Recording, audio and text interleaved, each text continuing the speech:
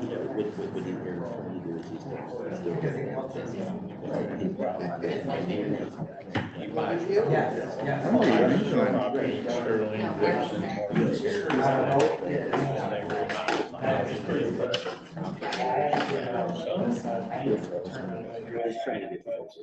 just hopefully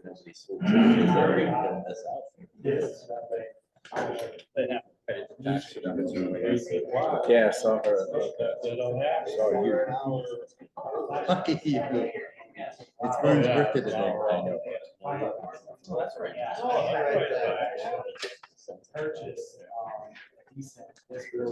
Did Vern buy breakfast today? He wasn't there. It's his birthday. I know. Is he buying dinner tonight? Are we singing happy birthday? Did you buy dinner for everybody tonight? My wife. Yeah. That doesn't His help wife me. bought him dinner.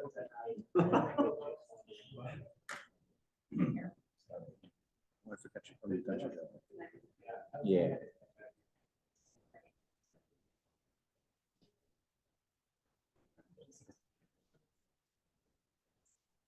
Are you set up? What? Okay. It is 6:30. I'd like to call the city council meeting to order. Clerk, would you call the roll? Bruckner. Here. Cruz. Here. Mahaffey. Here. Schlegel. Here. Travell. Tickler. West. Here. Zeidema. Here. We have Pledge of Allegiance. I pledge allegiance to the flag of the United States of America and to the republic for which it stands, one nation, under God, indivisible, with liberty and justice for all.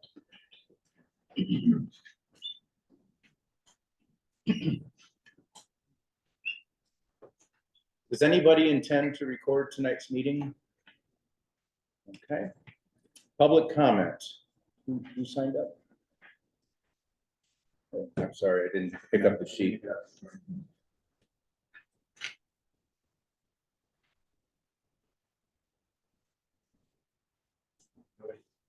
Okay. There's nobody signed up for public comment. Chief, you have a report? I do. So I just want to provide an update on our new hire, Drew Misspell at the Police Training Institute right now. So I went down last Tuesday to do a visit to the academy to check on his progress. His class started out with 94 recruits. We're currently at 91. And I met with the director, Joe Gallo, about his progress. So he stated that Drew is doing very well. He engages in this training and asks pertinent questions of his instructors. He's always prepared for class or training for each day. There hasn't been any discipline issues. And during his time at the academy, he's also never been late to class. He did miss a day and a half, but that was due to food poisoning, Oh. unfortunately for him. But he got through it. He did good. He missed very little. When it comes to report writing, he's writing adequate reports, but that's common for training officers not to excel in that area. That's actually a difficult area to excel in, more than people realize when it comes to report writing. But he's going to improve with experience as time goes on. His ability to perform under stress, under high stress training, has done very well with each scenario he's gone through. He doesn't seem to fold under pressure, and his effective communication skills during those scenarios. But overall, he's doing as well as we could hope, and his graduation time is coming up real soon. So right now, he has an average exam score of 86.99. So everything's going good. He graduates April 25th, so we are right on track. Thank you. Yeah, volleyball is going really well. We have 61 kids signed up for that. Everybody's loving it. Morrison Sports Complex is starting to get ready and ramped up for games coming up in this week. Just had the health inspection done today, so that went well. So we're going to go to make all the tacos and all that good stuff. And youth soccer will start next month. Registration. All right, thank you. All right, City Administrator. Just a couple quick notes. The laptops are in, so and the cases are supposed to be in tomorrow. So anytime, perhaps tomorrow afternoon or after, please stop by City Hall to pick up your laptop. And if you have a minute, I can kind of show you through it and how to hook it up at home and get into your email to make sure you don't have any problems. It's fairly simple. I had a guinea guinea pig here at the end of the table, Alderman Bruckner. Pretty easy, wasn't it? Okay, but I can help you through it if you have any problems. So just stop by and pick it up sometime, please. Thank you. I can even deliver and set you up at home if that's what you need, so. Right next door. Okay, thank you. This is mine. I had a Harvey Zeidema moment. I opened it up and I couldn't get in, but we solved that. So I promise you, it is gonna That's be you easy. solved it. Well, I thank you for the moment of levity. I just have a couple of things to say. First of all, Facebook tells me it is Vernon Tervel's birthday today. Happy birthday. Thank you for coming on your birthday. I appreciate that. Should we sing happy birthday? No, I think we make enough. I think our gift to him will be that we don't. I want to give him the gift that we do. I did want to say one thing, about roll call voting. That's why I put in this note, mayor's message. Last council meeting, city administrator Melton as acting clerk mixed up the amount of roll call. We had some discussion about that, and I actually did some research into Robert's rules. And the way to do roll call votes is alphabetical. So from now on, and you may have noticed it during the taking of attendance, every roll call vote will be alphabetical. So I'm last again, right? All my life. One time. When you go backwards, you're first. Yeah, no, Go on, Harvey. my classmate Libby Trimpey told me when she moved to town, she was used to being last. But when the Trimpeys got to town, she was in the middle. So, Yeah. There's a Um, lot there- of W's and Z's. exactly, and V's. Anyway, I don't mean to derail this, but the other thing that comes with a roll call vote, you may abstain, of course, always.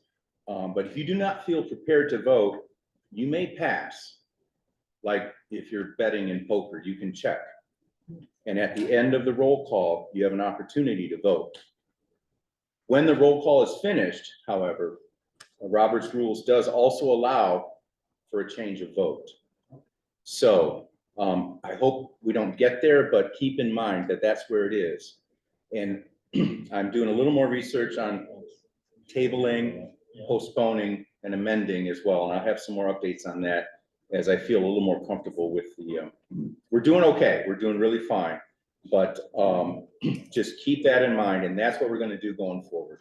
Mayor, can I ask a question? Please. So are you referring to, like, say if we voted something down, that doesn't mean it's closed, we can bring it back for a revote later on, is that what you're saying? No, in roll call, it's just like I said, it's like betting in poker.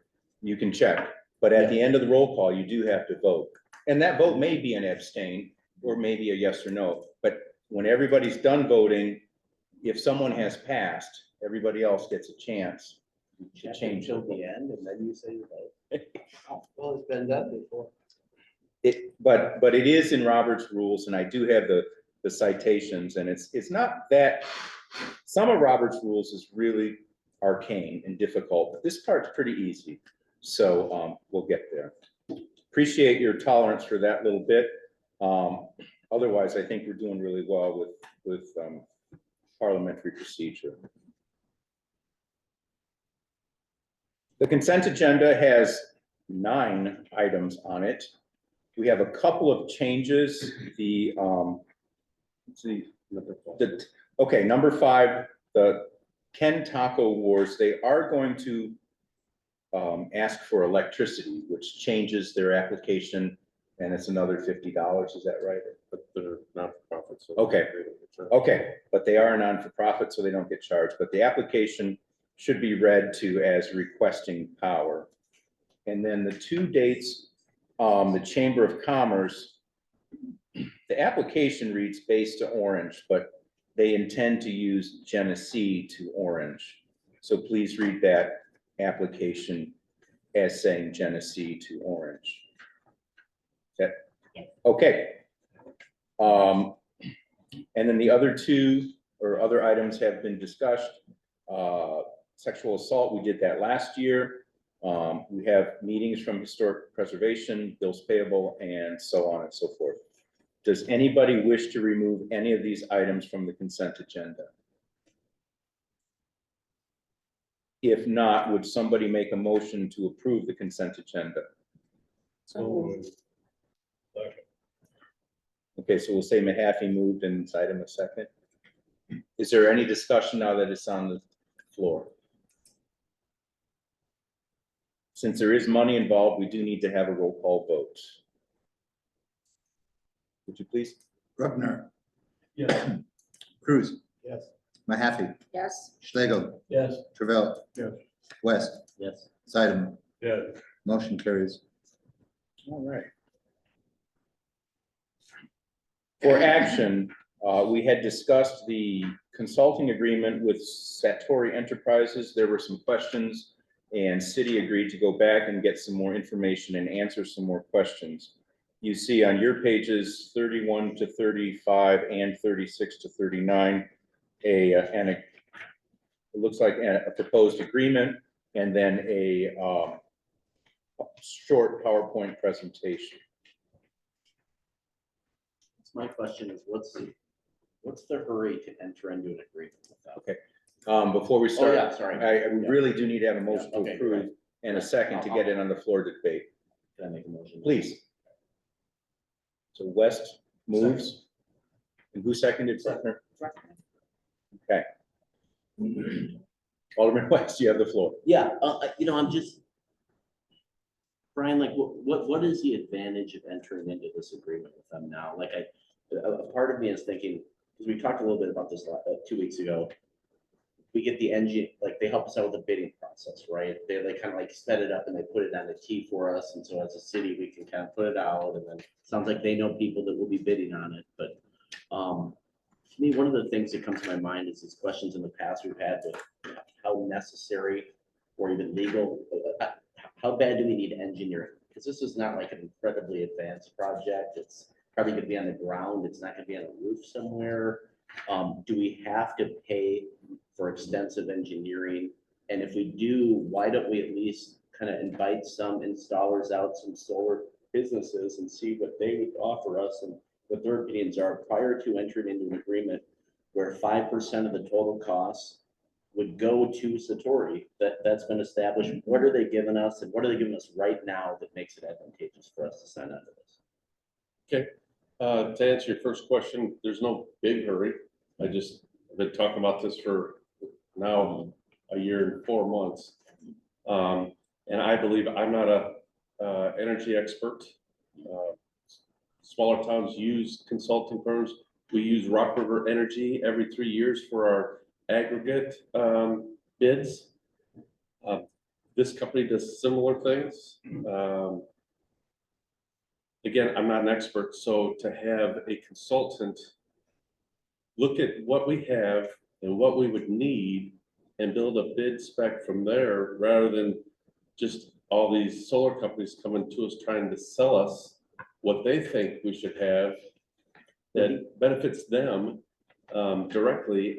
I just want to have somebody on our side tell us what we need instead of a salesman. It's like buying a car, you know? But these guys, they straight up, the bigger the size of the solar array, the more money they'll make. They're incentivized. It says right in this document that it might as well be an affiliation with these companies that are going to make the bids, because they basically say, we're in a relationship with these companies and you're going to get a number of bids and we'll help you sort them out. And if you pick one of them, then there's incentives for us, and I get all that. Sure. But it's like, we're basically, I guess that's what I'm wanting to know. How much is it worth us to kind of put this on a tee for bidding out, or could we just invite a number of solar companies in and say, because they handle the rebates and everything. That's like a package deal with them. Have them come in and give us like 3 quotes and say, here's what we're thinking. Give us 3 quotes out at the sewer plant. And maybe we save ourselves 25 or 50,000 by not insisting on this group to putting a T on for us. And I think, and they are incentivized. This group is incentivized if they have a big array. Sure, those are your thoughts. I know, It's up to this, just- it's up to this council. I'm just requesting some consulting on this. We can go either way. We can we can do it as you suggest and invite a couple of different ones in and see what they're willing to give us. But ultimately, in the end, we have to put it out for bid anyway, because this is going to be a project larger than 25,000. So, So we'll have to have engineering. Right? I mean, honestly, I'm just wondering, I don't know. Yeah. I don't know. I think, I wouldn't use the word engineering as much as I would consulting. But I'm sure there's engineering expertise in that, but I'm just not an energy consultant, and I would feel more comfortable on behalf of the city to have someone working on our behalf, because this is gonna be a significant expense. Although it's gonna save us money over time, it's still a project that you're gonna ask me a lot of questions about that I'm not gonna be able to answer. That's all. So we can go at it either way. We can try getting some bids and have some sales companies come in and do it. Well, I guess that's all I'm saying is it like, unless there's an advantage of signing on to this now, I mean, we could do that, right? We could gather some information. We could get some companies and then we could sign up. But it doesn't cost us anything until we buy something. But Correct? if we do 5% of the We total just- cost. Yeah, which is fine. Yeah. I mean, what experience do you have in the solar? Do you Okay, have so any- in all honesty, I did lead the effort at SAWC to put in a 100 kilowatt system. It was a royal pain in the ass. It was different then because again, there were state rebates that made it even extra advantageous a few years ago. They don't have those right now, which is another reason I said last meeting that there isn't a huge hurry on this because the state has not figured out their next pile of giveaways with ComEd to be able to incentivize us for doing this. So there's not a big sense of urgency. That's what I'm saying, Brian, it's a timing thing. Maybe it makes sense to go through them, but maybe we could do a couple other things beforehand, because I would prefer that we wait until the state figures out their next wave of incentives for solar. You know, But why not be prepared for that when it comes? well, you know, Todd, since you asked, there was controversy at SAWC, here's why. And I don't know what the right answer is, this is why I'm asking engineering. We had a solar company that it was an array on the ground and they were like, we can do this. This is easy to do. And we put it out for engineering. As what we had to engineer, we paid a bunch of money for them to do it. They ended up farming it out to another engineer because they'd never done solar locally. I won't say which one it is, it's local. And so, and they struggled with it too. And there's a lot more expertise now on solar as there were then, but there was constant controversy between the solar company and the engineer, because the solar company kept saying, we do these everywhere all the time. It's what we do. And the engineer, who don't specialize in designing solar systems, was saying, no, you need to meet these specs. And so we ended up spending a ton of money for them to be at each other's throats. Maybe you should have used Satori. Huh? Maybe you should So- have used Well, my Satori. question. Okay, yeah. No, we did, no, Okay. we used a third party. We used it, we used Right, but somebody you to guys, help it us. sounds with like that you project. used one that didn't have any expertise in it. These people have expertise in it. Alderperson Mahaffey has asked for the floor. My concern and question with it is, you know, solar, I think it's a great idea. Let me go on the record by saying that. I really think it's important that as a community, we look into it. And I think it could be an advantage for all of the residents of the city. But that being said, with hiring an independent consulting firm that's only paid when or in theory only paid, I still have a little difficulty swallowing that completely. That only gets paid once they bring the contractor in, or they bring the bids in, or the information.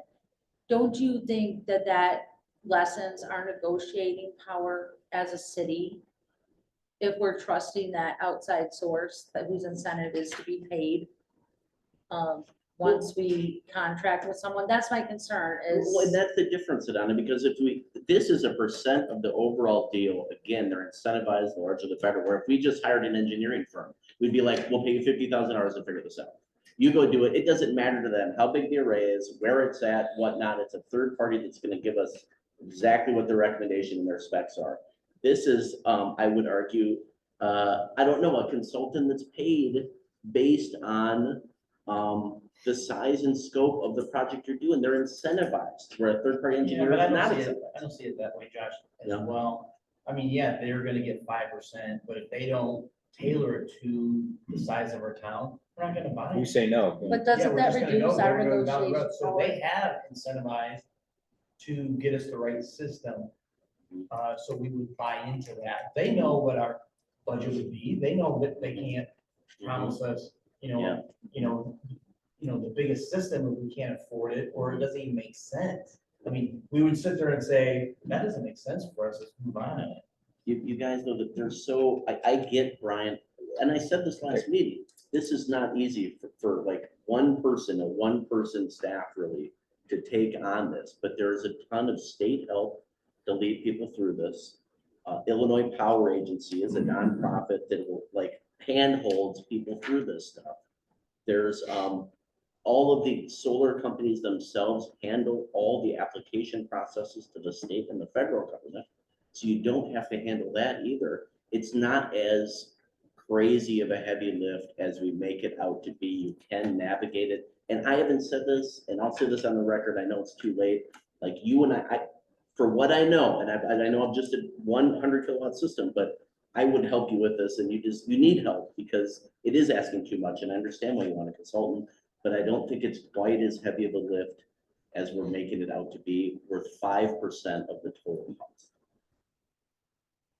So looking at this project, do you have a figure of what this might even cost? That should be the first thing we look at. What can we afford? What does a system cost? That's what we have to consult, is to find out what we need, what size of system we need, and then we look at the probability of doing that, what the cost savings is gonna be. That's what we do. We have to look at what we need first. Solar's a little different, because I don't know enough about it. You gotta know what you want and what you need before you go out and shop for a price. And that's part of it. And just for full disclosure, I did find out, I talked to the city manager from Carbondale today, because he didn't get to respond before the packet. And they've been working with these guys for the last 10 years. They've done all their solars on all their facilities and their city aggregate as well. And apparently there's over, as I said in my report, over 100 municipalities in Illinois that use these guys. So I just want to pass that on to further the references. So Another question. I didn't really realize or know that we were paying electrical consultants. Are we paying them? Are they taking a percentage? I don't know that Rock River, I'm not sure. Well, we've never paid Rock River Energy that does our aggregate for us. I don't know that structure. That's been my thinking. I thought they did it all. They're either getting it from the back end, they're not getting it from the front end if we're not paying. I didn't know we was ever paying them anything, so. Right, but that would be the same kind of structure as this though, because Rock River Energy, when I talked to Mike Mudge, I asked about solar, and he's like, I don't know enough about it. I'm not comfortable in doing that kind of consulting for you. But Satori's much bigger, of course, but similar to what Rock River Energy does for us for the aggregate side. I just think until we become more educated on this process, I do not feel comfortable entering into agreement with this one company because they have an exclusion agreement. So that bars us from, if there's any other company or consultants that come in, that legally would bar us from speaking with them. And I don't know that as a city or as a council, we're educated enough at this moment to move forward with an exclusive contract with a company. That just. I would suggest that that's the point, Mhm. that if somebody comes to us, we can say, we have engaged Satari, please go talk to them. We've had one company approach us with some ideas about, for instance, the wastewater treatment plant. And so if we engaged that company, and they put solar arrays up there, and then somebody said, well, why didn't you talk to Fred's company? And he said, well, we didn't talk to Fred's company because John's company came to us and we engaged them.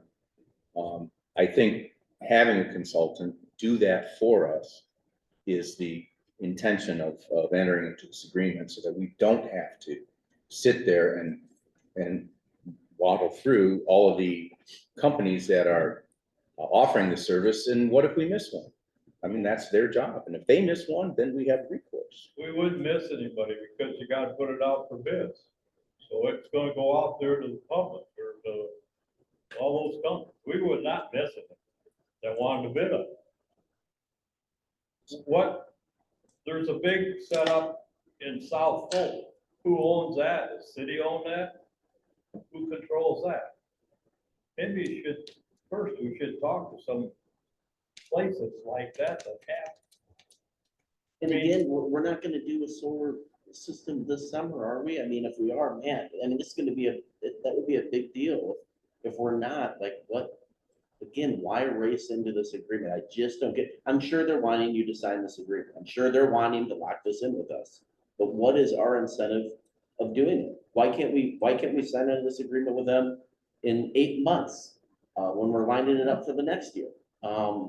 I agree that we have more to learn, but I also, there's a lot of information out there. There's a lot of help that doesn't cost you 5% of the entire cost of the project. See, this kind of a setup, I get brochures and stuff from solar systems all the time because we're a landowner. But that's a totally different thing. They rent the ground and give you so much, so many dollars an acre for them to use it for 25 or 30 years. That's a total different thing than what we're doing here. Correct.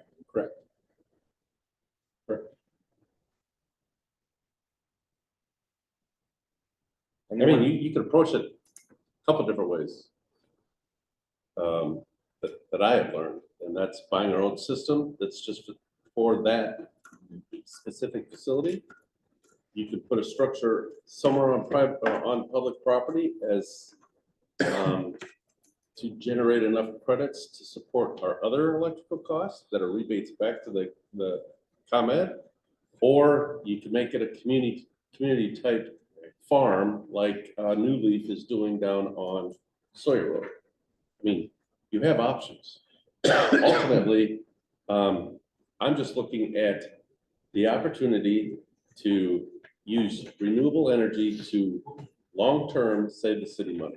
That's all I'm after. Our sewer plant consumes a lot of energy. And if we can take that and save us some money.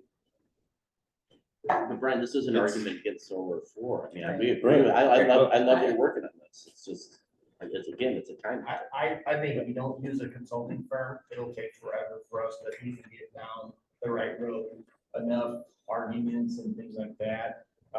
As far as bringing companies in and listen to everything that they would have, would just be, I think, another, trying to build a building, which took 2-3 years and nothing got done. So I would be for going with the consulting just because I think that's a big value and you're not, what you're gonna pay. What is Okay, we have had 3 alderpersons speak more than twice on this motion. I do want, are there any other alderpersons? I would just say that if we get the consulting company, that would speed things up. If you don't get it, then it'll take quite a bit longer to get your solar array, whatever. So we want to get it done this year. I didn't say that. I just said that it would speed it up if we hire these people, but it will not, it'll just be slow, like you say, if we're left on our own. Who's gonna make these decisions on where we're gonna put an array and how big of an array we're gonna do and all that kind of stuff. As far as the 5% goes, I mean, you could look at it 2 ways. You could look at it like Josh is looking at it. They're incentivized to make the deal bigger so they make more money. But that 5% also puts them on the hook to make sure that they make a sale. It's how commission works. You can make a job however big or small you want, but you're not gonna make anything unless you sell it. So you have to appeal to the customer, you have to offer them something that they want, they're gonna say yes to. And that's biased though. Okay, that's a Right. salesman. Brian's saying he's trying to avoid salespeople. There is an element of sales to this because again, they don't get paid unless we buy something. Correct. Nobody gets paid anything unless Yeah. these 8 people in this room say yes, or 5 of you say yes. So are you saying the same thing that the public consulting firm will want to get an array done sooner so they can collect some money? That's what would speed up the process. I think it would streamline it for Brian and for Yeah. us as far as all the information would go to them and they would bring us the best options. I don't know if it would speed up, like make us be able to get the job done quicker, like Josh is saying, we're not looking to do it this year. So we don't necessarily have to enter into an agreement this year. We do have time to look at other options and ideas. And there won't be any pressure from the consulting firm to get it moving before next year? Everything happens on the council's schedule. I do have one more question. If we don't like the way this is going, we can walk away from it anytime. Right? Because We can. they, in the end, after they work with us, consult with us and design and build a spec for it. If we're not prepared, ready, feel good about it or anything, we don't accept the proposal, the project to be put out for bid and they don't get paid. Okay. That works the way I would vote. Alderman Tervel, you haven't spoken. Do you have any thoughts or? No comment. Okay, appreciate that. Thank you. It's his birthday. He's taking the night off. No, we are very appreciative that he's here. Seriously.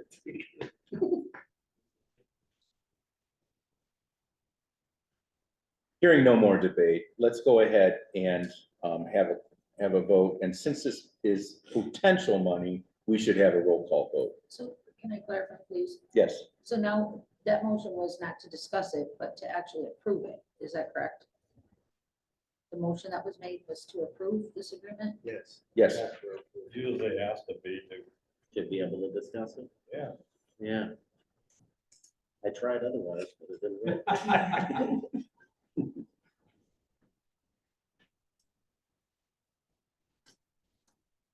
Okay. Please. Bruckner, Yes. Cruz, Pass. Mahaffey, And abstain. which means you can't change. Okay, I'm sorry. No, We can right, change Andrew's because in. Greg passed. So Oh, Schlegel, Yes. Tervel, No. West. No. Zeidema, Do I have to vote? No, I That's why you're abstain. on council. you can pass, you can What- I abstain. lost track too. What's I the don't know. score right now? To approve the entering into the agreement with Santori. Now, What is the numbers? The numbers. Let's wait, one pass, one abstain. 2 yeses, Two yes, 2 noes, two yeses, 2 noes. one abstain. Yeah, I got one pass, Comes one down to you, abstain. Marty. Look, let the clerk read the votes, the tally so far. just like it's gonna happen every time. Please, let the clerk read the tally so far. Okay, you do not have the floor anymore, Alderman West. I have 2 yes, 1 pass, 1 abstain, and 2 noes. And 1 vote on the table. Well, I could vote. Somebody else still got to vote. We'll still have to go back around. Yeah.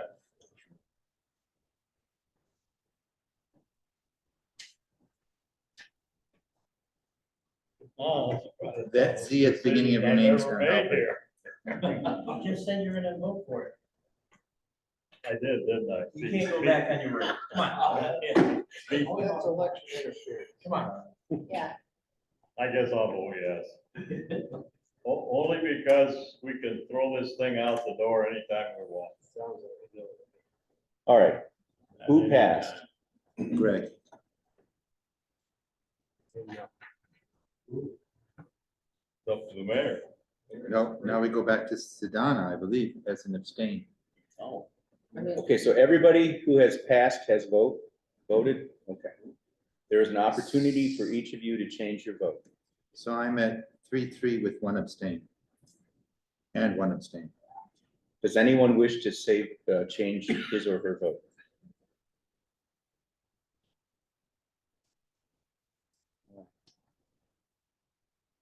So that's a tie. In which case I will vote yes. For tie.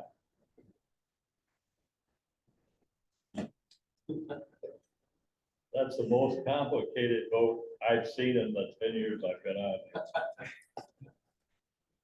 But it's the right way. I did. I consulted not only Roberts, I consulted a well-known Presbyterian moderator who follows Robert's rules like a nerd. So that was the right way to do it. I would have voted no, but you convinced me that we can throw this thing out the door anytime. Too late, Harvey. Voted yes. Move on. We're done. Purchase of replacement mowers for streets. Do you want to talk to an addendum to that? Or not? Okay. No.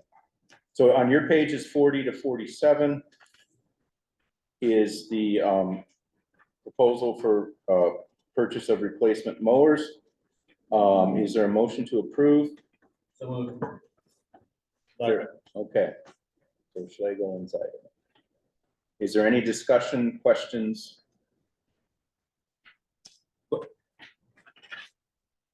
Which ones are they approving? I don't know. We have an open discussion here. It's on the floor for discussion. I have looked into this. And I think we should buy from Berkey's the 48-inch side discharge and mulch kit at $11,502. No trade. This is the mower that the cemetery people want. They don't like the grasshopper because the big boy up there is too big for the grasshopper. He likes the Exmark, the size of it, the way it fits it. So that is his reason for the Exmark. And it also is the cheapest mower. And my other thing would be to buy for the street parks up to debt like we have out at the sewer plant. I have not talked to the streets department, have you? Are they satisfied with that more also? No, because their concern with that mower is being able to maneuver through the parks and it doing more because of the duals on the back, tearing up, perhaps. I don't know how it's gonna get stuck, but their big thing was it's just not gonna be as easy to maneuver and operate through the parks and around all the equipment and trees. That Cub Cadet is more of a open field grade mower. It's a nice mower, no doubt. I just think it's not suitable for as much maneuvering as the other zero type or the zero turn type mowers are.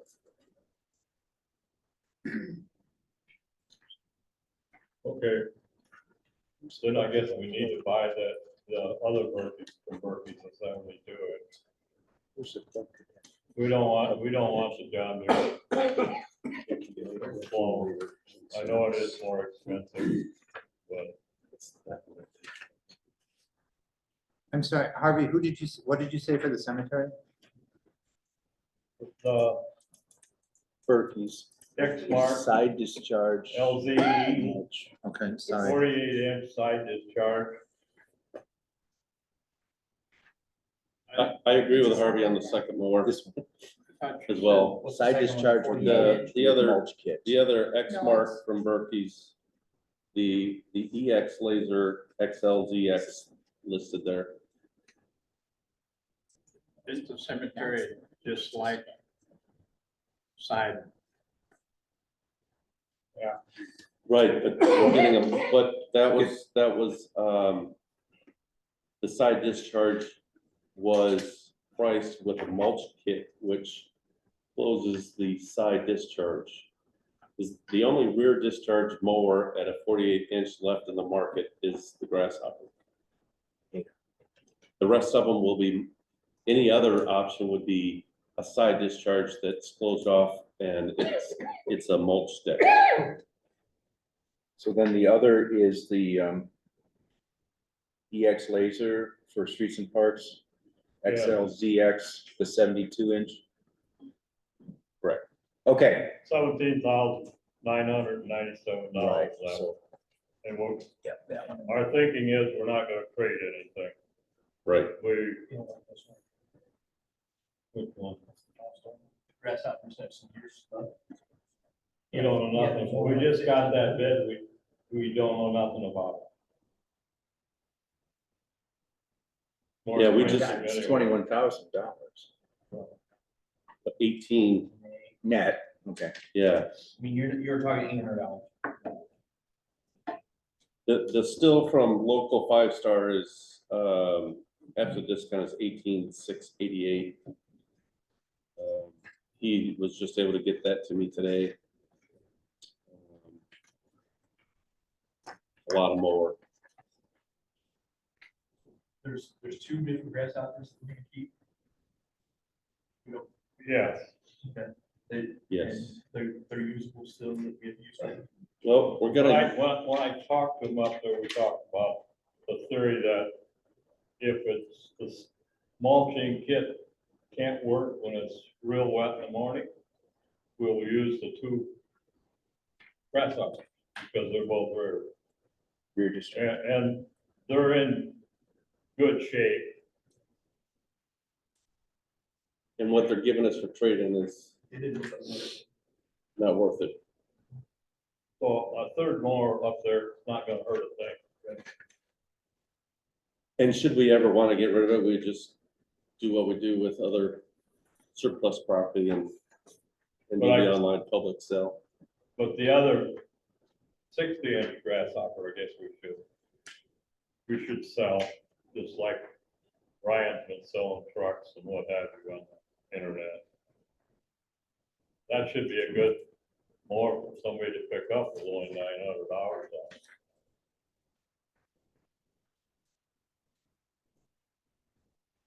So the motion on the table is to buy from Berkey's for the cemetery, the 48-inch Exmark LCE side discharge with mulch kit, $11,502. It's the second one on the top of that page, your page 41. And also buy from Berkey's for streets and parks, the 2023 EX Laser 72-inch for $17,997. That is the, I guess, 1, 2, 3rd line up from the bottom on your page 41. Is there any further questions, discussions? Do we get a discount from them buying two from them? Yep, that's what they did. They don't know. They cover our pipe. I guess, They're good I to guess us. Ryan could ask, but You always gotta ask. yeah. Asking me. Berkey's is good to us. We, Okay. we have a good Yeah. relationship with them. We have done a lot of business with them. All right, thank you. Hearing no further discussions or questions, clerk, would you call the roll? Rupner, Yes. Cruz. Yes. Mahaffey, Yes. Schlegel, Yes. Travell. West, Yes. Sideman, Yeah, motion carries. All right. Thank you very much. So for discussion and information, strategic plan, survey questions and schedule for workshops, starting on your page 48. We have had some response for suggested questions. We have received suggested questions from the vendor, from the consultant. Again, this is just for discussions and questions. I got a hand up.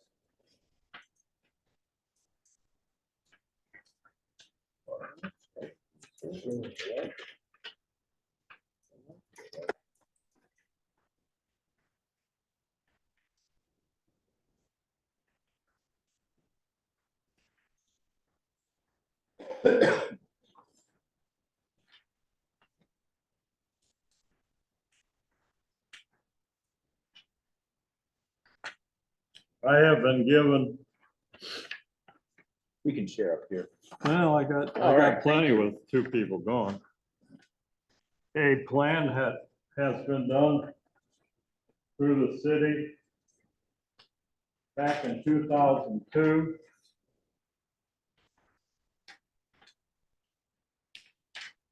And if you read this resolution when it was passed by the city council, this says, whereas the Morrison Planning and Zoning Commission has the responsibility of creating a comprehensive plan under state statutes 65 ILCS 5-11-12-5. I don't know what all that is, that's 11-12-05, what the 5 stands for. Says whereas the city council of Morrison created the planning and zoning commission, whereas the city of Morrison retained a professional planning consultant to assist the planning and zoning commission with the technical studies necessary to make a new comprehensive plan for the city of Morrison and its more. Whereas. Yep. I was given this by a planning and zoning committee person. I think I was shoved forward to bring this to the council. Evidently, the planning and zoning commission is being left out, or feels are being left out. Here's the last planning and zoning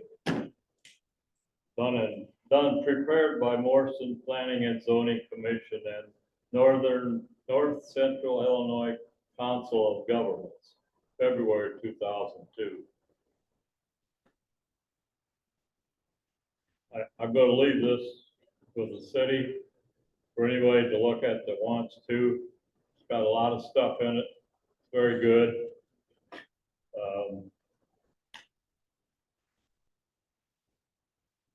Probably no different than where we're at today at the city of Morrison.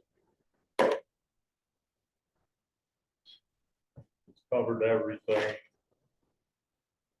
From what I get from people, when I ask them about filling out 11-page report or whatever you want to call it, survey. Today at my coffee groups, they all said, not going to do it. Thank you. Way too big. This plan here has only four pages of questions. It's totally 100% better. Are those questions applicable for 2024 though? I mean, it's 2 decades later from when they did that, so. And I haven't seen the questions. I've heard all kinds of people say how there was supposed to be this strategic plan in place, but the city has never been able to produce a copy of that. So I'm glad that you have that, Harvey, for us to review. Well, in But- here it will tell you that it was sent out to 1,800 people. 9% sent them back. No, it's 19% sent them back. The survey, you mean? Huh? The survey? Yes. So that's unfortunate if the people don't want to fill out the survey, because again, I'm not being a naysayer on that, because I'm all for this strategic planning. It's important to me. But we've got 2 decades up on that plan. So I think we, in the very least, need to update things. Yeah, we've already entered into the agreement with NIU anyway, right? And I think it's a good deal too, but I think part of me going back to like planning and zoning, is this something that? Yeah. Would we need to I was pass trying to find the question. Hold the I question. can't find it. Thank you. or just ask them? I mean, we could get them involved if we, I mean, Harvey, I'm sure there's no issue with having them involved in the They, process, you know? they will, The Yes, hard they part will. with planning and zoning is they keep canceling their meetings. yeah. Like no, honestly, how yeah. many times have they honestly met in the past 2 years? That was gonna be one of my responses. First off, yeah, we have entered into the agreement. If we did one 5, 8, 10 years ago, it's still prudent to do another one. It'll be very valuable to reference that if I can have a copy and then I can scan it in and make copies for everybody and share it. The planning and zoning will absolutely be part of this plan. We haven't even started it yet. We're trying to finalize the survey and the dates for our workshops. But we haven't even started it yet. They, of course, will be part of one or another focus group. They'll be invited to. Like Alderman Mahaffey says, it's hard to get those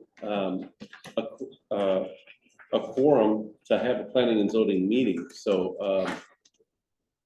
I know all of them. If they're concerned with it, I hope they reach out to us. And certainly when we invite them to be part of this, they will participate. As for an 11-page survey, you know, we'll be mindful of that when we go through the questions to shorten it up if possible. But it's unfortunate if somebody doesn't want to take the time in the best interest of their community to fill out a survey, so be it. We as a council, you as a council, me as your city administrator, all we can do is try. And if people don't want to be part of that, I guess they can't sit back and complain about it. So that's all I have to say to that. Well, they can complain about it. It's just whether or not we'll listen.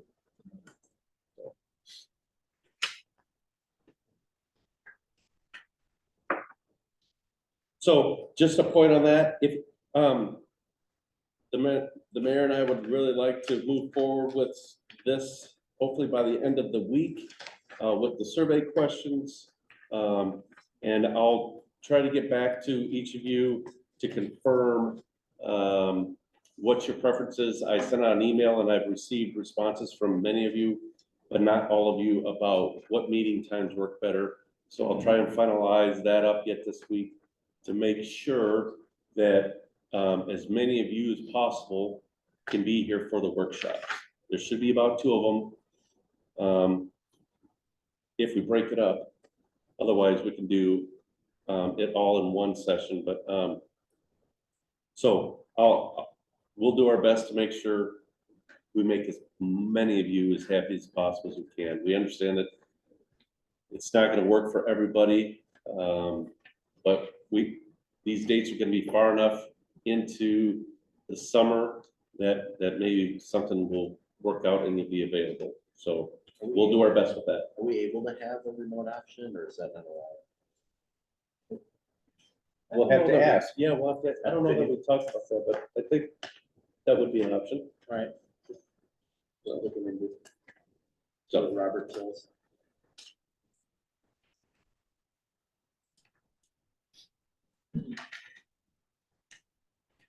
Any further discussion on the strategic plan?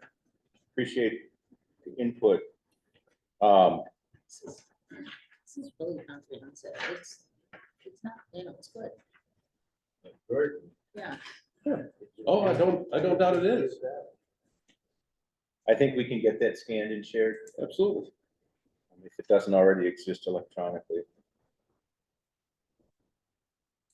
Starting on your page 60 is a first draft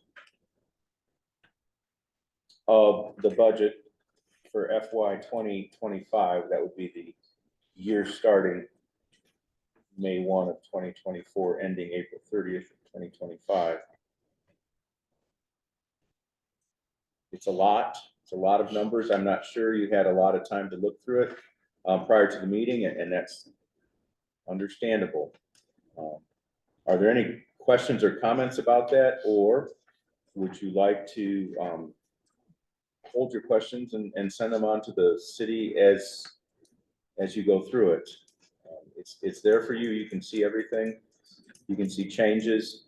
You can see balances as well as expenditures for the various funds. I do have a question on the Parks and Recs. Expense, page 69. We budgeted full-time salary of 78,370. We budgeted no part-time help, we budgeted no overtime help. And the whole budget at the end of the year is 100,000 less. This can't be. Right, it's not complete. To set this up a little bit, there are some areas of the budget that aren't complete. There you have it, Harvey. Because I have questions from you, and we're just getting into the very first draft, just the worksheets only. Even the FY '24 estimated actuals will fluctuate a little bit, just as we get 1 month closer to the end of the fiscal year. The general fund revenue and expenses will change because of our fund balances and our fund balance guidelines. We will be transferring some money, which may change, of course, several fund balances. Of course, that'll be by your action only. And funding for some capital equipment, especially on the street department side, and some funding set aside for more road improvements. And if in fact, we don't do any major road projects this year, which I don't see it happening, it still can be done. If you guys want to do a street project, similar but not quite as big as the one we did this summer, we certainly can. But the projects get more expensive, and so we're just trying to hold off a year to save more money to be more effective in years to come with those street projects. But we could certainly address those as we move through the next meeting or two to get to the final budget plan. So yes, there are some things left out, and that is one of them. So I just kind of want to introduce it to you right now. Otherwise, I'm feeling pretty good about the general fund, because that's usually where we have to manage the most and be careful with, because all the other funds are restricted. Of course, water and sewer are big ticket items. So I just kind of want to get this in front of you, have you start looking through it, and please let me know if there's priorities that you have. Odell Library, you've got part-time salaries, $100,000. Their salaries. All their salaries are part-timers, so they're. Yeah, it's a, Go on. page 83, that's a pass-through fund. We basically just do payroll for them. Everything that we receive is turned right back around and given back to the library board. So this is essentially status quo. They pay their own salaries. No, we pay them. All of them? We pay the salaries, but through the money that's received through taxes in the library board. We're just a pass-through. This way to really put it. Yeah. You just do the book. Yeah, we're the pass-through for them, yes. I brought this a while back. Western Area Development, we're paying them $25,000 to $30,000 a year. It's been over a year since we've heard anything from them. Needs to be reduced. You can reduce it to 15, if after. Yeah, it's 15. Yeah. Yeah. I It think used to be 30 and now it's 15, I Yeah. believe. What We pay them is in that 2 general fund? installments Yeah. throughout the year, 7,500 each. I think we kicked out, how much did we kick out? $12,000.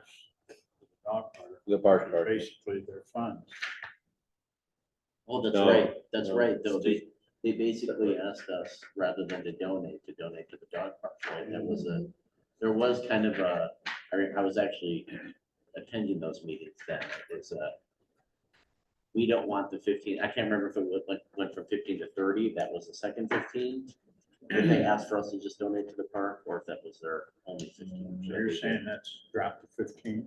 For, yeah, last several years. We do two $7,500 payments. You paid out 12,500 that was given to them. To the dog park. No, that was to pay for a portion for on the move that headed up the project for the dog park. The Morrison Area Development Corporation wasn't that involved in the park. That got it to 20,000, was that it? Because they threw in 7,500 that we would normally give them, and then we did 12,000 to get to 20 to give to them. I think that's maybe what it was. I don't. That sounds think- right. Something That like sounds right. that. It was. But money went to the at- dog park. At this point, we're two payments of $7,500, Well, I believe. And it has been brought to the attention of the MADC leadership that city council expects presence and presentation. It was supposed to be in every 90 days or every 3 months. There's going to be a quarterly presentation. You are exactly right. In the last meeting, I said exactly that. Last year. And I told them, I said, council expects you every quarter. April, yep.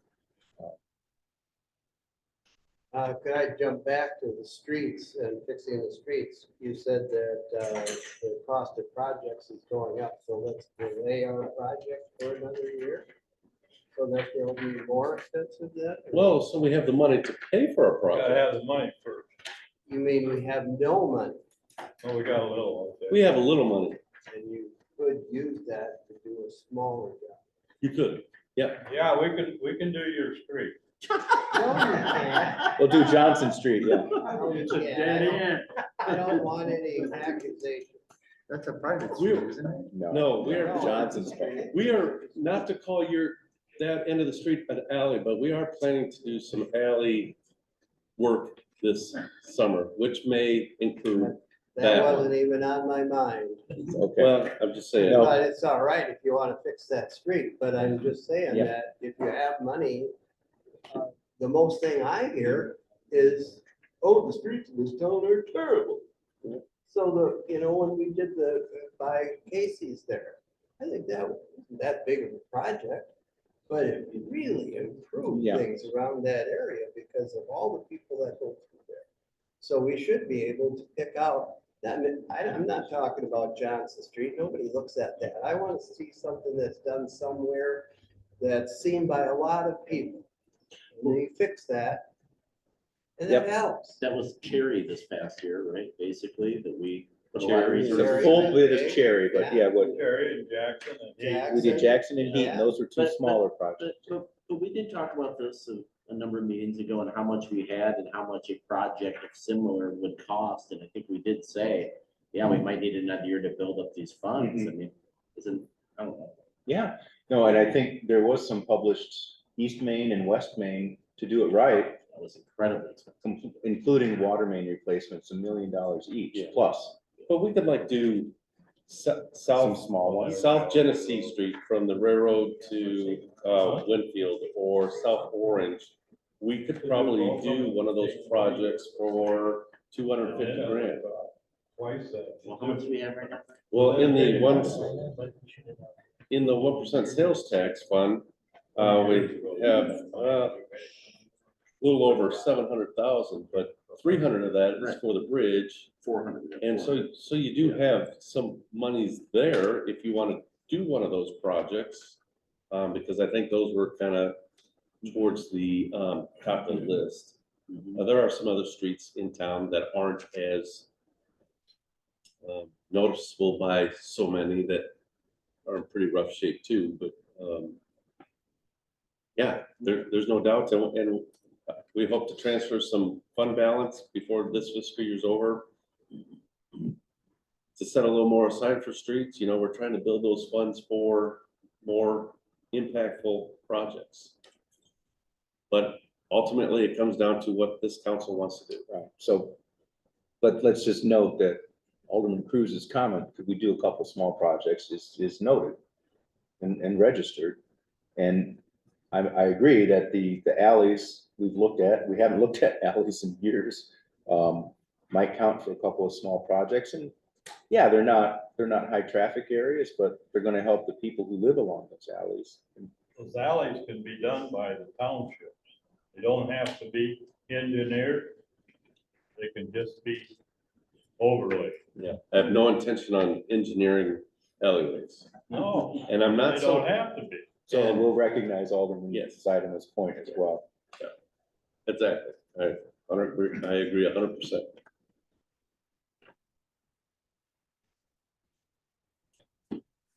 So that's kind of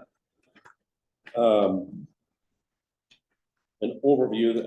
I could get into some more particulars. Please bear with me. At the next meeting, I'll probably get into it a little more detail to cover some things, and we'll kind of go from there.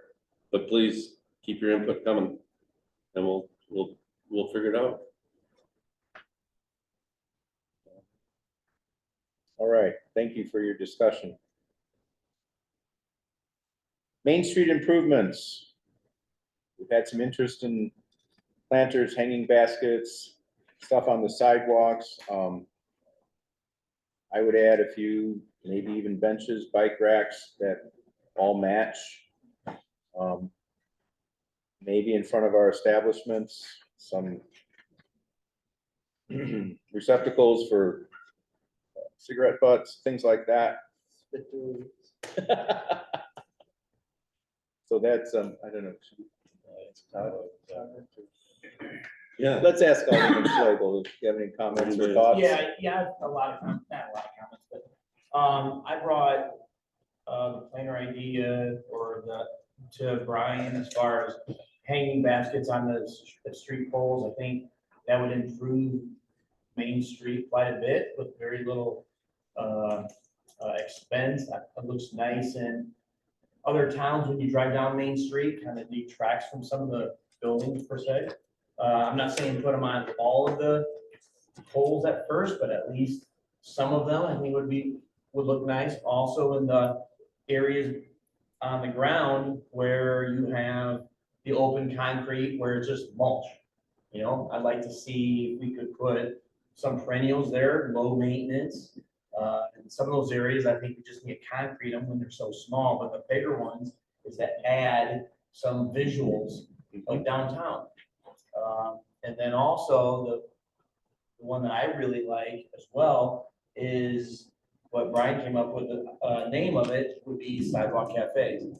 Now, the idea behind that is to allow the establishments, all of them, to have seating outside where you can eat and drink outside on the sidewalk, okay? With approved furniture by the city, what they would bring to the city approval on what it would look like outside. But I know in downtown, we have no opportunity to sit outside at an establishment, either be the place that would have liquor or no, that doesn't matter, okay? I would say you open up to everybody, okay? Doesn't matter. But right now, we have no area outside for outdoor seating, okay? And I know when the weather turns nice, a lot of people like to sit outside, okay? So I would like to see where we could, where they could serve people outside, food, drink, whatever. The sidewalks are big enough, then you could have the small tables. Do you think so, tables of Todd? two. That's the one thing, man. I just don't know if it's wide enough. So, I think it is, So- Josh. I went down there and I took the place right in front of Brick Block. You have a small table for two. There's a lot of area from where that table would be to the rest of. So like one the table street. deep. You're One saying like table deep. along the building, one Yeah, table. you're, deep you're and so against forth. that building. You're not going out into the sidewalk. You're like single file Right. against the building. Against the Be building, two, yeah. two, two, two, two. You're not encroaching out into, the bigger part of the sidewalk. Alderman Schlegel, I just want to let you know, a very real consideration, just, you may not be aware, we can approve that all day long, but I do not believe that any of the bars in town would be able to do that because their dram insurance Right. will not allow them to have outdoor alcohol unless it is in a closed or secured area. So it's a great idea, and I get what you're after, but unless they have a dedicated courtyard that can be closed off, they're not gonna do that because of their insurance Can't go out the door. liability issues, right? Yeah. For which- food is which one if thing. if that's part of that restriction, Yeah, I'm saying you still have it. If that's a restriction that they can't overcome, right, then you can't drink outside. Or if we take it a step further, where you would have maybe down the road, maybe a barricade right. to section those areas off. I just like to have the idea and the availability to start to be able to sit outside. No, I agree with you. I think it's a great idea. It's just, the business themselves are never gonna be able to overcome that issue with their insurance liability issue, insurance coverages. Because even when we have events downtown currently, and some of the bars host Mhm. where you can get drinks, and I'm sure you've seen it, like Brick Block, they fence off an Right. area, and you can only drink inside that fenced off area, right? And for that, they kind of, I believe they've closed Back Street historically, and then created a chain link courtyard back there. Well, one of the owners says their liquor license goes to the road. It goes out to the road, either direction. So I don't know the legality of that. Right. Is there insurance though? Their liquor license might allow, but is there insurance? Their that can allow insurance, it? yeah, that's usually where they Well, run into the hiccups. So I would like to see if we could at least go down that path, Mhm. you know, of starting that and allowing people, and like I said, I would like to see where we would approve the furniture they put out there. So it's, you know, At least have somebody look at it, yeah. It's- So so matching somebody have with eyes. state register from- And sidewalk cafes aren't just for drinking alcohol. Right. A sidewalk cafe, if you Google it, which I did Google after we were talking about it, and it's sidewalk cafe is simply serving food and beverages on a sidewalk outside a business. Right. That's all it is. It's Whoever not can just crack about that code. alcohol. what's that? Whoever can crack the outside code, you're right, Todd, is gonna make some money here. It's Yes. just a matter of So- where is that space? Yeah, I We've all been mean, thinking about it for a long time. yeah, Right. I mean, for instance, you know, when it turns nice, we head out of town. Yeah. Because there's no place in town to sit outside, which was that thing is kind of sad. And there was a coffee shop at one point, I'm not gonna name Yeah. it. Yeah. She tried to put tables Right. and some chairs, and along came the city and said, Yeah, get them out of here, you know, and she's like, I'm I just mean, not trying. everybody's gonna do it. Yeah. But, But if you make enabling, yeah. Yeah, yeah, so. Okay. Why do we have 10-foot sidewalks by law though, and then if we can just put chairs and tables in the way? What's the point of having these wide sidewalks for people to walk back and forth, isn't it? Or is there some other? Correct. This is just an anecdote, it's not proof, but somebody from the Northern or Northwest Illinois Tourism Board stopped in my office the other day and walked up and down Main Street. He said, you have wider sidewalks than any other place, any other little town. So we're lucky, we're blessed. I don't know. or finally a It's leader. only an anecdote, it's not proof or anything, but I do think we have the width that other towns don't have. Right. Based on one, not a proof. Todd, I like the flower idea too a lot. I think, and I feel like we've talked about it in the past, and the hang up has been who waters them. Right. You know, and I know the garden club has maybe talked about our churches, and maybe if we can get that in place, but I think in the past, the council has not been able to commit the city employee time to upkeep, because that's about a daily water, isn't it? Like or every other day for a big flower Yeah. basket. Yeah, down I'm not saying to put them on every pole to Yeah. start. Yeah. Put them on the corner poles at least, you know, first, Yeah. And see how it rolls. And I'm sure somebody's Great. gonna come to us and say, hey, we'll take that responsibility. Right, you could even, I thought about that, you could even do like an adopted corner, like with the, Yes, you know, a business could adopt it, and just like you're Yeah. saying, the mulch too. right, You're adopting this mulch corner, you're adopting these two baskets. Yeah. Please and thank you. I'm gonna step on City Administrator Melton's point, but we could make a tank and a trailer and maybe even one of the side-by-sides available. yeah. I mean, I go If a through. volunteer Provincetown group and- wanted to do that. Provincetown is beautiful. Their baskets are We huge. really and- I'm sorry.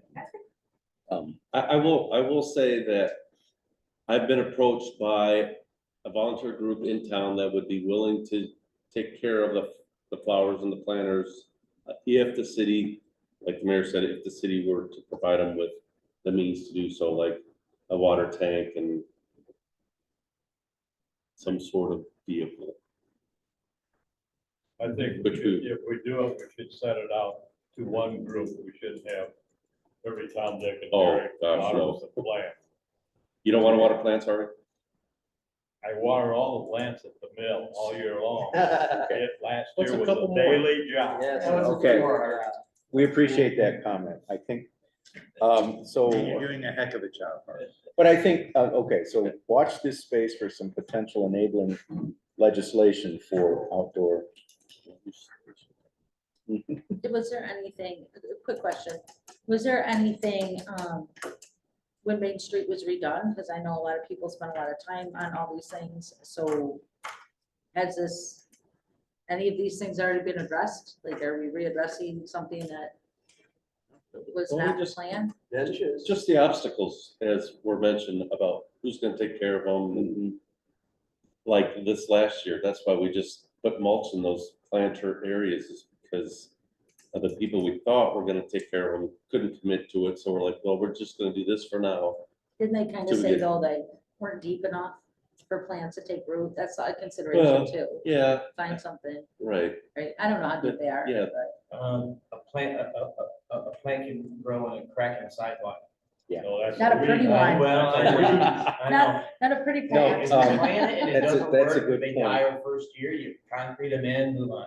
I mean, like At all least great ideas, Let's try just something. if it's been looked at before, you know, like if the garden club Yeah, said there it was, wasn't deep enough, then we. well, they built, I Just think, make them look those nice, little right? corners were built with that in mind, so if they're not deep enough, I mean, if they're not deep enough, we break out the bottom of them. Yeah, 'Cause let's it's do probably that. just rough cement, Turn off the music now. take it out and put dirt. You know, Right. Besides, I remember that. no, fire the, department That's easy stuff. Steps, so. Easy stuff. there was some, I got into this at the tail end of Main Street, but then at the very end, people were saying, well, there's no green space. The trees, Mayor. Trees. A couple private citizens did But, advocate for you know, trees on the main corner. My understanding is the plans were public and perusable for like 5 years. And it was only until they started laying concrete that anybody came up with any comments. And I know that's petty and I apologize, but. Put trees out, and the only thing you really get is birds. That, I believe that was What the, happens after birds?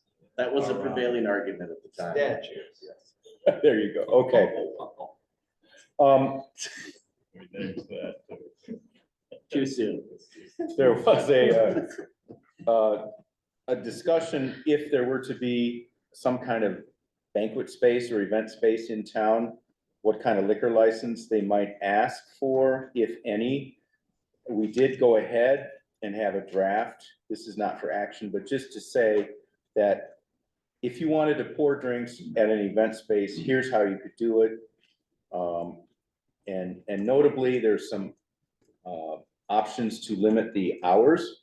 And there's some options to say, this is a space for so many people, so that we don't get somebody opening an event space for 7 people and getting a liquor license. So, again, just for exposure only, it might happen, it might not, but if we were to get some sort of event space, this might be a way to get it.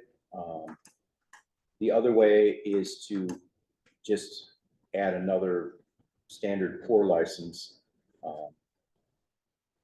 go from there. So I don't know if there's any questions on this, but Limit the hours.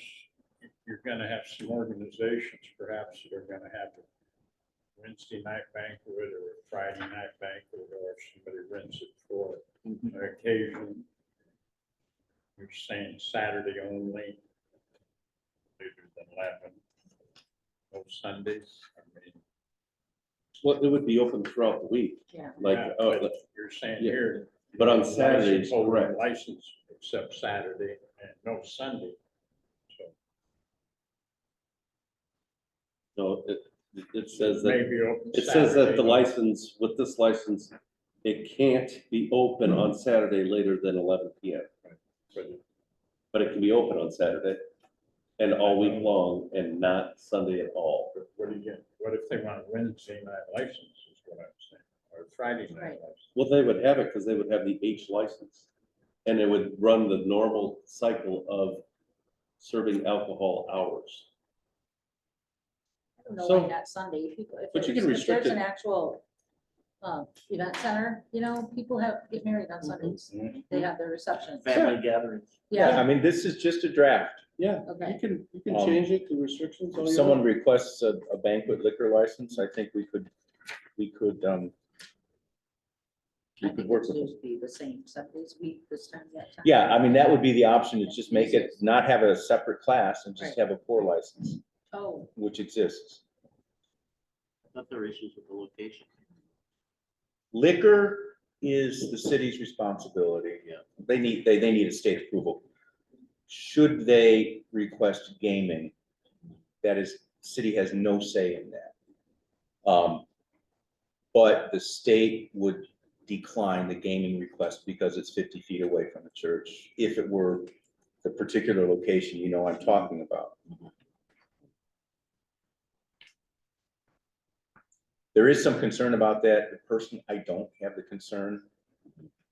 My gut would say, don't make a new class and just issue a pour license if that's where that location goes. However, the council may wish to protect the city further by making a new classification, and that's completely up to you, and it's completely acceptable. Well, if we created a new pour license, that means they always have a license, or we have that many licenses, or can we take it away?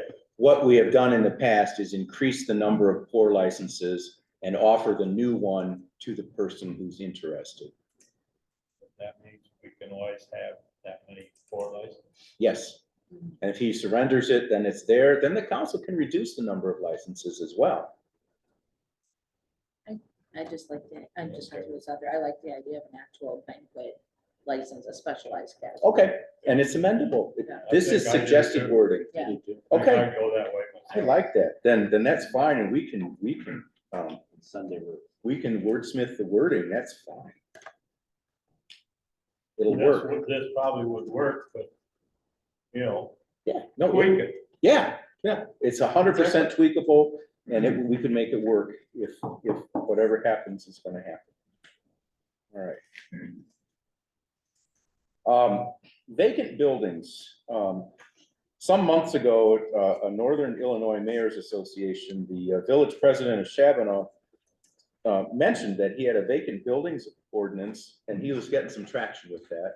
I don't know Shabana very well, but apparently they have some vacant buildings, and this ordinance really helped him. I don't think we're in that spot. I'll let the city administrator speak some more, but we presented a copy of the Shabana ordinance, which gives some redress to the city. And maybe you care to elaborate? Yeah, really the only thing I have additionally to say is, this is just an idea. We presented you with this sample. There are apparently numerous municipalities in the state that do this, perhaps larger municipalities, even though Shabana is much smaller than us. But since becoming city administrator, I've been to some development meetings and so on and so forth, and different discussions about downtown viability and rebirth of downtown areas. this is one of those, I don't want to call it a solution, but an opportunity, an idea that is out there to perhaps address that and basically to keep people, I won't say who, but maybe if you have a building on the corner of Genesee and Main Street that is unoccupied, but is owned by somebody in Chicago that doesn't give a, excuse my word, crap of Morrison, we can make them accountable in just letting a vacant building sit there. I don't know a lot about this. I haven't even talked to other communities. I also had a member of MADC, well, Kim Ewaldson, most of you know, unknowing that the mayor already had interest in this, approached me and said, well, what about addressing the vacant buildings through a vacant building program? And it might be something worth looking into. And so we bring this to you so you know about it, so you discuss it, think about it, do your own research, if you will, and see if it gains traction. But it has to be in the level of, I mean, are we just saying if it's just empty or if it's dangerous to people that it's gonna fall? And whatnot? Like, those are two, to me, two very different things, like, I don't know, to take a building because it's not rented out. I mean, we all want, and there's been a lot of positive movement, it seems like downtown lately, people rolling the dice on stuff. I think it's been great, but I think we would want to draw the line if it's a danger, a condemnation of the building or something, because otherwise, yeah, there's so many other ways that we try and spark, and we already did. You could argue with this new downtown, I mean, there's a lot of buildings that sat empty for a long time that people are trying stuff with, so how do we keep spurring that on? But like I mentioned, there are buildings, as I referenced, that aren't, and won't ever, as long as we let them sit there. I think you raised an excellent point in that, and then read through the proposed, and there is a difference between, do we want to condemn a building, or do we just want some action because it's vacant? And I think, see if you like any of the wording in there, or if you dislike any of the wording. It's pretty short. It's not too tough of a read, but we already have the condemnation ability, and of course, as Brian has said many times, it's a lot of work, and so we want to really make sure we're going to do that. I'm sorry. Well, I just wanted to add in there, I think we have to tread carefully when we're wanting to target one building, because we all know from past experiences that then that one building is the one that doesn't ever have anything done with it, and everyone else has to run into issues with these things. I would say, I just want to throw it out there, and I've said this to both of you, I think, on different occasions. Why, as a city, can't we further put incentives out there for people to fill those downtown buildings? Why can't we have some sort of program that helps somebody start with a startup of a small business? I mean, why not? Why can't we give them 6 months to frame their water bill? I mean, why can't we as a city do something? We can afford that. And why as a city can't we do something that says, hey, we want you here. We want to see you succeed. Not, oh, welcome to Morrison. Thanks for starting a business here. Oopsies, we're gonna shut your water off. You know, because it has happened. So I'm just Are they saying, not paying their bill? I think as a city, we should really seriously consider creating some incentive to get all those buildings filled even more. And And that they is are. what MADC is. I was just for, gonna and say, what Brian. we- And why we support MADC. Yeah, And there are programs there for it. And anybody that calls City Hall and I talk to, talking about new businesses, I offer what's available out there in the state of Illinois, and that this council, I assume, would be open to anyone that wants to come and ask for any kind of assistance or abating taxes or whatever that may be. It's there, and when people call, I offer it and direct them in the right path. And maybe we just need to boost MADC and do a little more there, because it's there. I just know from a personal perspective, since COVID, whatever, I've tried to stop at the MADC building multiple times, and it's always locked up tighter than a drum. I honestly, and I'm on the council, and I couldn't tell you until I met with you last week, Mhm. who was actually the director currently, Right. right? So something's not working, there's a Okay. disconnect. If any of these buildings were a good investment, you know, then you really wouldn't have that much trouble getting somebody to come in there and spend some money. Some do. But it seems to me, there are people who are quite wealthy and they have dreams and they're doing this work and it's good. I like it too. But I don't see it as an investment. I may be wrong. Well, the building we're talking about, I understand, is junk cracking from, the outside's fine, nothing inside, it's all falling down. Nobody's ever gonna rent unless the city does something. And I just use that as an example. I'm not, this ordinance or this topic isn't focused on that building. I just brought it up as an example. So, but you're absolutely You're right. correct. You're absolutely correct about that piece There's of property. no possible way anybody's gonna rent that building. Not as is. It's amazing we got Or it. probably buy it. You're exactly. It's true. We don't have attachments, but city administrator, would you like to talk about annexation? I just wanted to bring this up because I am trying to work on several properties to be annexed in to the city. There's no big development idea here. It's just in the process, in the recent process. There are a few properties within Morrison that are basically islands of county jurisdiction that would perhaps be sensible to annex into the property. And so I just kind of wanted to give you all a heads up that I've already approached some of them and I'm going to continue to talk to them and the others to see about annexing the property. It's in line with our community and where we have property around it. And there may be some opportunities in the future. And a couple of them are just residences and would just add a little to the tax base, if nothing else. So I just kind of want to give you guys that heads up that I was looking at trying to get some of those properties. Give us a list of some I of can- those ones. I was gonna especially give you a garbage map of some of my, of those ideas, at least the map that shows which ones are not.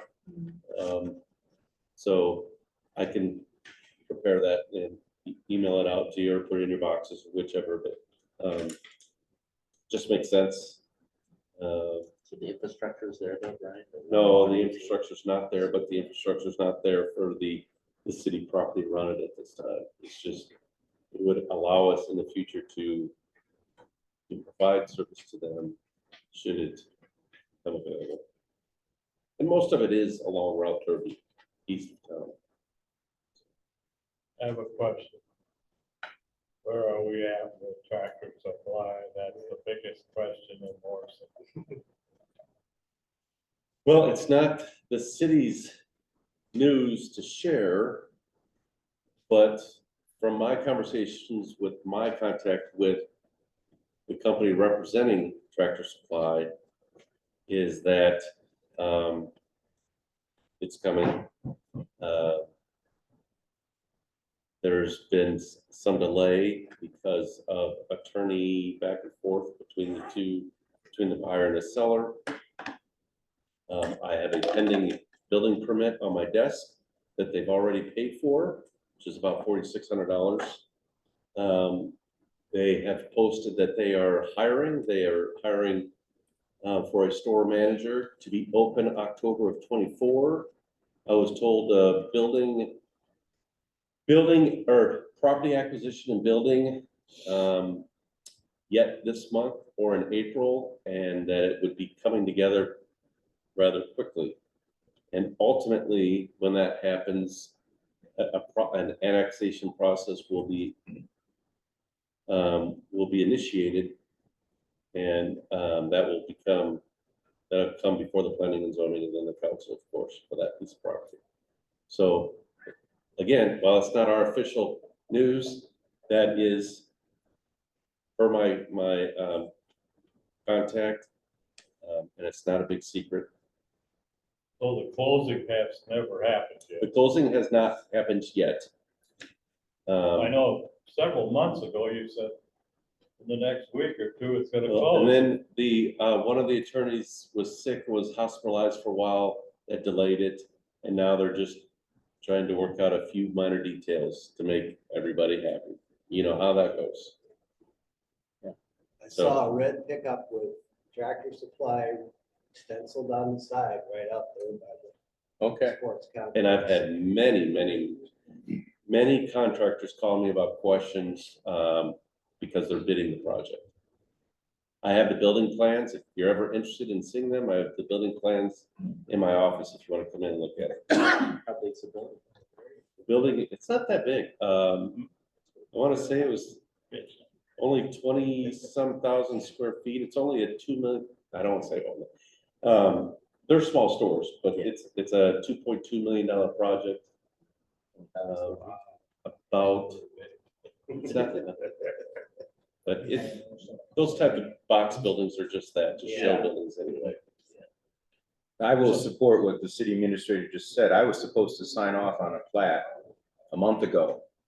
You gotta be there on Friday. We need to have this signed off. And then on Thursday, I got an email that said, well, the lawyers are still arguing about the plat. And I haven't heard anything since. So as Brian said, it's not a city issue. Yeah, We've got two attorneys that are, I don't know what they're doing, posturing. That's my, that's a supposition. That's not a fact. That's a personal interpretation. I So mean, we've even They gone are to both the looking extent, out for the best interests of their clients, is what they are doing. we've even addressed an address to it too. So a lot of details are already in the process, so either way, I'm very hopeful about it, so.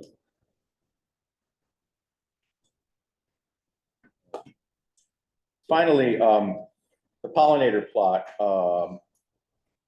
this comes from two perspectives. The Rotary has a goal to expand their pollinator plot, and we can easily do that. It is my recollection that the city authorized 2 acres for the Waterworks pollinator plot. I think the Rotary Club is only using 1 acre, and they have the means and the labor and the seed to expand that by half an acre or 1 acre. I wonder what your feelings are on that, and if you wish to get on the agenda for formal approval. Will it always look like a weed garden? Well, They gotta learn how to take care of it. Take care of it. so you guys, Part first. full disclosure, I'm a member of Rotary as well. I've had a bird's eye witness of this whole thing the whole time, and I have to say, nor myself, I felt like for a while there, Rotary, we probably didn't know what to do with it, you know what I mean, and we were still learning. But a Rotary member of his own true value spent an unbelievable amount of time after it came to the city council, and there was some grumblings, and this looks terrible. He spent, and they did work days too. You were there for work days. There were 14 guys. The Rotary showed up immediately, but I'm telling you, for countless days, Don was there. Before and after. He put a ton of work into it. He loves it. I can't speak for Don, but that thing got turned around after we complained about it. It really did immediately. Rotary was on it like the next day. And now getting it bigger. I hope, it'll take more organizing mission, it sounds like. Once it takes seed, it takes off by itself. We thought that was gonna have a lot. Somebody planted a bunch of over Mhm. in there, fill in the gaps, and that took over. Yeah, And then there were seedlings, so some trees are actually starting to sprout. We got in there and dug all that. There's 14 yards there. Now we're at that. Are you planning on burning it off and doing that sort of thing? That's what has to be done. you're right. With We were told we couldn't do that by the Operation Pollination. I wrote a grant for that, and they mandated what to do for that. And they said because of the milkweed, that they said the butterflies lay their eggs on those, and there was some, they recommended you don't burn it off because of that, because the eggs hibernate over the winter and spring. That's what they told me. That is totally wrong. I got 11 Okay. acres out at the farm, and that has to be burned off. We dug it out like that. The first 3 years of mowing. We dug it out by hand. Cleaned out all the weeds and Take all care of out buckets and buckets of weeds. So it's done. Yeah. We've got a group of people that are gonna spearhead that and put that about every week. Are you just talking about like, just kind of go like this Yep. with it? It's gonna go to the east, toward the tennis courts. Whatever happened to, remember Ben Adolph came and volunteers to tend to a plot of land somewhere in the city? And it was recommended down there also. Did anything, was there ever any movement with that? I don't think Ben really ever formally proposed something to us, you know what I mean? Every once in a while I hear from him. It just hasn't taken off. I mean, if somebody's interested in being part of that, please let me know, and we'll see if Ben's still offering that He was program. never- He was never offering to maintain it, was he? Just to plant. No, just to plan it, or basically plan it and to initiate the process. Well, meanwhile, we have a caretaker that's committed. I guess, but Plus to mow. Yeah. We mow it up. All right. I wanna burn off the I don't know how it works, and it gets wet going that way though, you know? So, Present. maybe, I don't know, I'm not an ecologist. All right. Wetland. Maybe that's a It's a water reed park. field. Yeah, Nothing else. okay. Appreciate your perspective. We have one item to discuss in executive session. Is there a motion to move into executive session? So moved. Second. Anyone opposed to going into executive session? Then at 8:12 PM, I declare we are in executive session. Move to go into executive. I don't think we voted on going to that.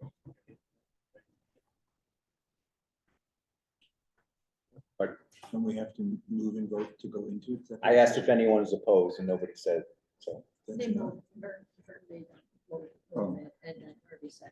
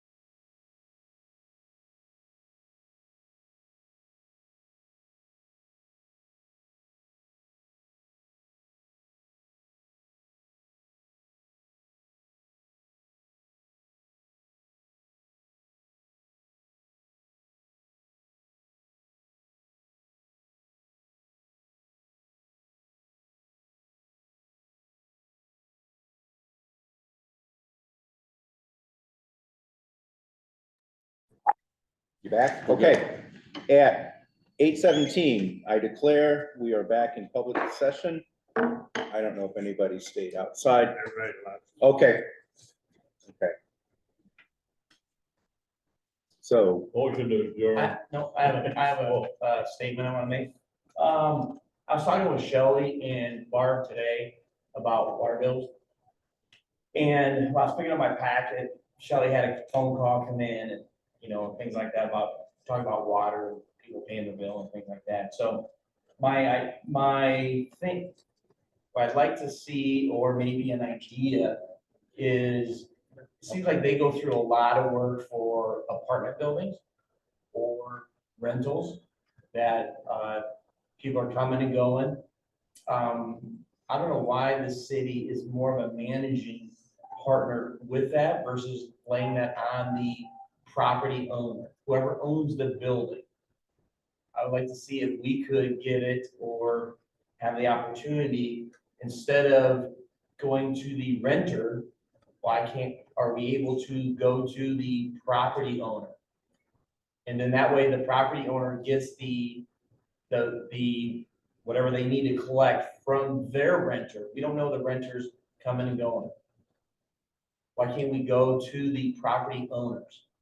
Like we do, if I own my house, you come to me.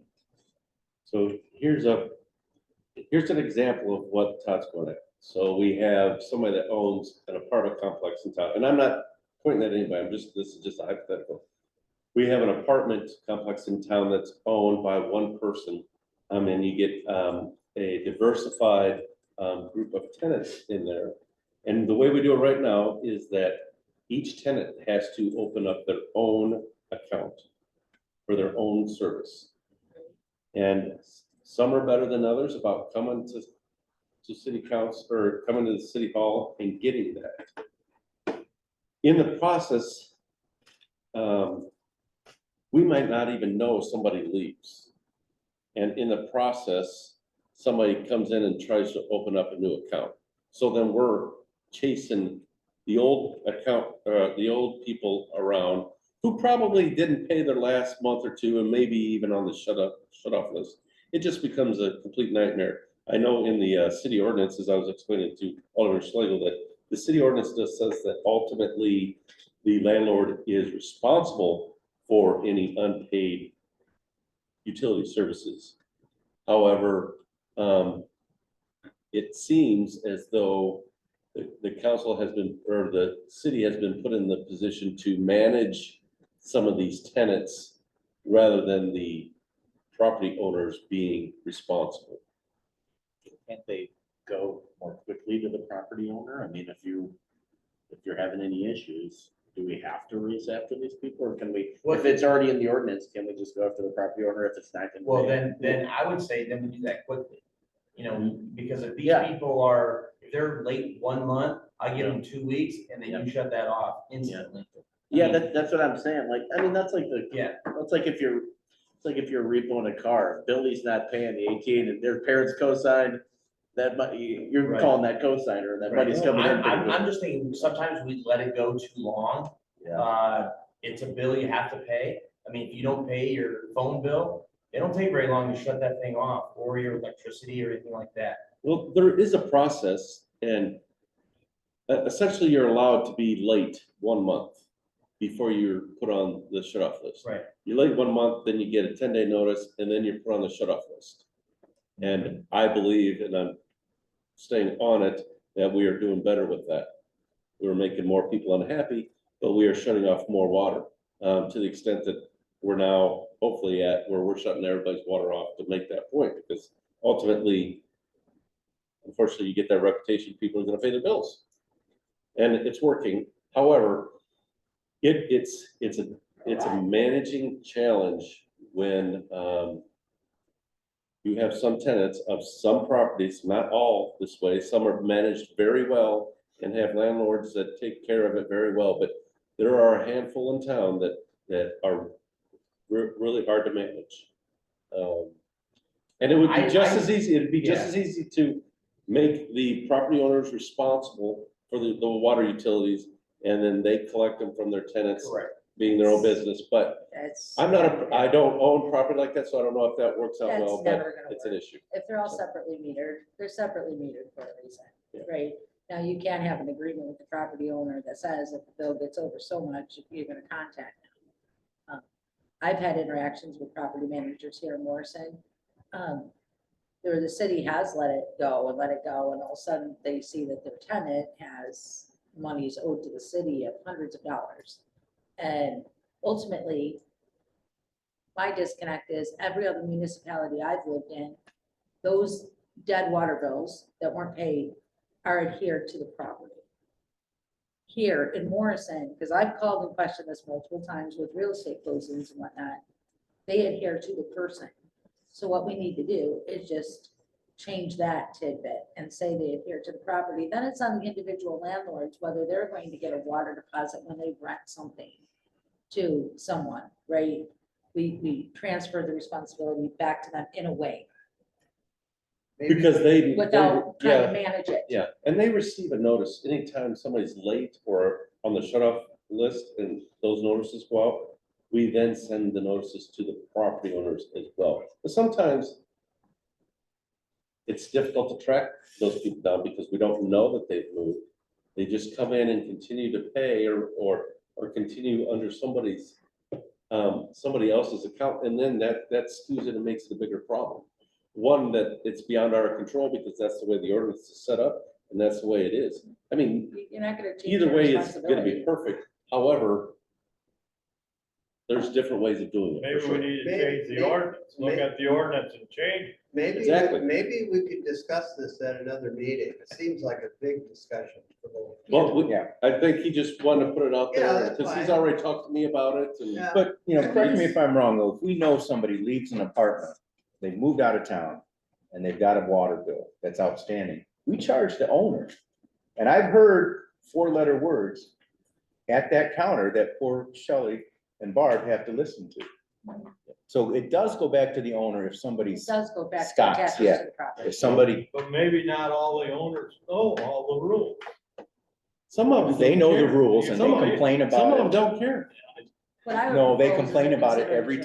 time. It's the same guy comes in and uses the F word and the bullshit word and everything. So I think your point is well taken. We can take that back and say, can we tweak this? Well, what I would propose too, if we're gonna look at that ordinance, Needs is to be put this on is the a bill. serious thing, like, Late we 5 send those days, bills water out. shut off. and people get them, they're due on the 15th of every month. Now, right, we all know that they're due on the 15th of every month. But there have been multiple times where, as a general rule, I get 4 water bills, okay? So as a general rule, they're not floating in until somewhere between the 8th and the 10th. Most people need more than 5 days to get a payment to the city. Most people sit down and do their bills once or twice a month. I would say that we need to maybe look at our billing system, and And give it's a people a couple consistent weeks. bill, so that Yeah, people if know you- there are bills coming. Sign up They for don't it. know how much it is. Bills go out 2 weeks. It doesn't ahead. fluctuate that You much. know, they get 10 days I get it. after the due date before we send them a notice. That, No, I understand it with a late charge. right, and then the shut off threat. No, I get it. That's I 10 know days the after system. when I'm it's just due. saying, I've seen it multiple times. Oh, we see it every month. We see it every month. It's But like we're setting up to fail. we're setting up to fail because people don't or can't pay their water bill, but it doesn't mean what we're doing is wrong or we're responsible for it. And they all blame us for it, but Ultimately, we shouldn't be taking the brunt of people not paying the bill. We need revenue to keep moving forward, get our projects moving forward. It's a bill they have to pay. we all pay And it. if they don't pay it, we take the action accordingly and just keep moving on. Eventually, they'll get the point. You gotta pay that bill Right, in a timely manner. enough said. Is there a motion to adjourn? Yeah. Do we need to make? a Motion to executive adjourn. session? No. All in favor? All in favor, say aye. Aye. All right, at 8:27, we are adjourned. Thank you.